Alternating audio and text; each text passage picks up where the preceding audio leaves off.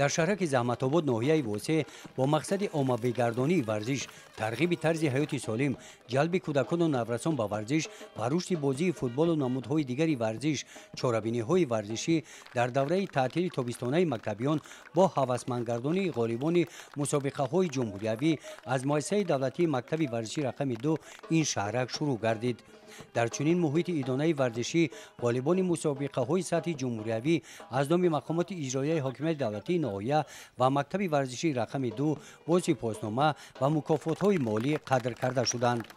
امروز فرزندان ما جوانان ما که گیرندگان مکتب ورزشی جماعت شهرک زحمت‌آباد در مسابقه جمهوریوی اشتراک کرده سزاوار جاهای یکم دوم سوم گشتند. برای آینده باوری دارم که از این در نتیجه‌های بلند در نایل میگردیم، شکرانه میکنیم، افتخار میکنیم از شما دخترک‌ها که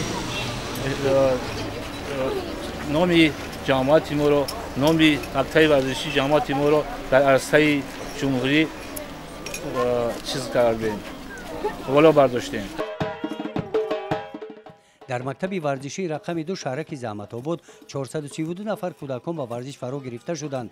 در نمود ورزش گوشتنگیری در قطار پسران دختران هم با اشتراک فعالانه‌شان در مسابقه‌های سطح جمهوریوی 3 جای اول را اشغال نمودند.